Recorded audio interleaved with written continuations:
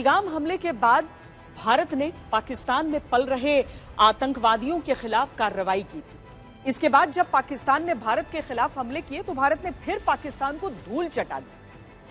दो देशों के बीच ये बात उस पुरानी अदावत की थी जो 1947 से ही चली आ रही थी, लेकिन जिस तरह चीन, तुर्की और अजरबैजान ने आतंकवादियों को पालने वाले पाकिस्तान का खुला साथ दिया, वो भारत के लिए एक चुनौती था। लेकिन आज का भारत अर्जुन है, उसे मछली की आंख को भेदना भी आता है और कुरुक्षेत्र में दुश्मनों को हराने का हर मंत्र भी आता है।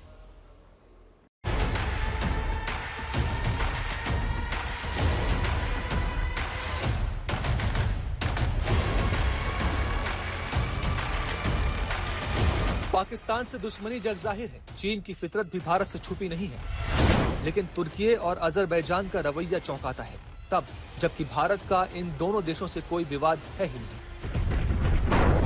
पाकिस्तान ने पहलगाम किया, भारत ने उसके घर में अपनी मिसाइलें दाग कर साफ कर दिया कि भारत के गुस्से से अब कोई बच नहीं पाएगा। हर ठिकाना भारत की जद में है। अब एक और आतंकी घटना पाकिस्तान को नक्शे से मिटा सकती है। अगर ऑपरेशन सिंदूर में भारतीय नौसेना अपनी फॉर्म में आई होती तो पाकिस्तान के 2 टुकड़े ही न होते, बल्कि मैं समझता हूं शायद 4 टुकड़े हो जाते। सवाल चीन का उठता है। LAC पर भारत के साथ उसका गतिरोध लगातार बना हुआ है, लेकिन भारत ने जब पाकिस्तानी आतंकियों के खिलाफ कार्रवाई की तो चीन ने जो रंग दिखाया वो भारत जैसे संप्रभुता वाले राष्ट्र के लिए नाकाबिले बर्दाश्त है। भारत पाकिस्तान संघर्ष के बीच चीन ने पाकिस्तान के साथ खड़े होने का बयान जारी किया। पाकिस्तान को न सिर्फ हथियार दिए बल्कि उन्हें चलाने के लिए ऑपरेटर भी दिए। अफगानिस्तान और पाकिस्तान के बीच दोस्ती कराने की कोशिश की। पाकिस्तान को 36,000 करोड़ का लोन दिया। चीन की दुश्मनी भरी चाल ने भारत के गुस्से को और बढ़ा दिया है। गणेश जी भी विदेश से आ जाते हैं, छोटी आंख वाले गणेश जी आएंगे। गणेश जी की आंख भी नहीं खुल रही है। ऑपरेशन सिंदूर ये सिर्फ सैनिकों के जिम्मे नहीं है, ऑपरेशन सिंदूर 140 करोड़ नागरिकों के जिम्मे। देश सशक्त होना चाहिए, देश समर्थ होना चाहिए, देश का नागरिक सामर्थ्यवान होना चाहिए, और इसके लिए हमने vocal for local, 1 district 1 product, मैं मेरे जो आपके पास है फेंक देने के लिए मैं नहीं कह रहा हूं, लेकिन आप नया नहीं लेंगे।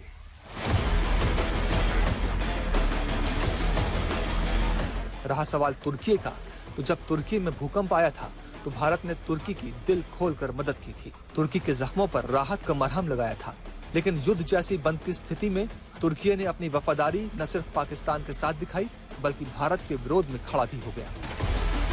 पाकिस्तान को ड्रोन और दूसरे हथियार मुहैया कराए, ड्रोन चलाने के लिए ऑपरेटर भेजे, पाकिस्तान के पक्ष में मीडिया वॉरफेयर चलाया और झूठ फैलाया। हम अपने काम में लगे थे, प्रगति के राह पर चले थे।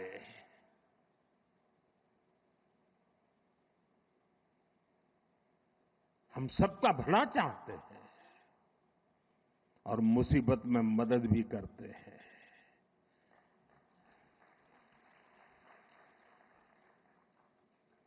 लेकिन बदले में खून की नदियां बहती है। प्रधानमंत्री मोदी ने तुर्की की इस हरकत को अच्छी तरह समझा है और उनके नए तेवर बता रहे हैं कि तुर्की को इसकी कीमत भी आने वाले दिनों में चुकानी पड़ेगी। तुर्की और देखिए इस्लामिक कंट्रीज़ का एक अपना गठजोड़ होता है, और जैसा मैंने अभी आपसे कहा कि वो जो भी देश बायलैटरल लेवल पे, द्विपक्षीय लेवल पे जैसे भी काम करते हैं वो अपने स्वार्थों से काम करते हैं। तुर्की के स्वार्थ पाकिस्तान से ज़्यादा जुड़े हुए हैं, चीन के स्वार्थ पाकिस्तान से ज़्यादा जुड़े हुए हैं। तो ये ऐसे देश हैं जिनको आप अलग नहीं कर सकते, क्योंकि उनके स्वार्थ उनसे अलग नहीं होंगे। इसलिए हमें कोशिश ज़रूर करनी चाहिए, लेकिन बहुत ज़्यादा उससे हमें उम्मीद नहीं रखनी चाहिए, बहुत ज़्यादा एक्सपेक्टेशंस नहीं रखनी चाहिए। आर्मेनिया के खिलाफ पाकिस्तान तुर्की के साथ गठजोड़ बनाने की चाह में अजरबैजान ने भी पाकिस्तान का खुला साथ दे दिया और भारत के खिलाफ खड़ा हो गया। यहाँ सवाल कूटनीति का है तो ये भी तय हो चुका है कि जवाब भी ऐसी कूटनीति से दिया जाएगा कि अजरबैजान को हमेशा याद रहेगा। हम लोग सबको मजबूत कर रहे हैं, हम लोग सबके साथ अच्छे रिश्ते रखना चाहते हैं। अजरबैजान खाम में पाकिस्तान की मदद कर रहा है, उसमें उसका कोई फ़ायदा भी हमको नज़र नहीं आता है। इसलिए हमको ये कोशिश करनी चाहिए कि वहाँ सेंट्रल एशिया में जो सारे देश हैं वो हमारी बात को समझने की कोशिश करें और अपने छोटे मोटे स्वार्थों से ऊपर हटकर जो विश्व के हित में हो उसकी बात करें।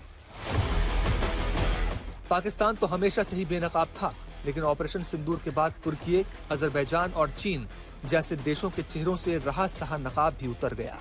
अब भारत की तरफ से भी शराफत का किस्सा खत्म। जैसे बाकी देश वैसे ही अब हम।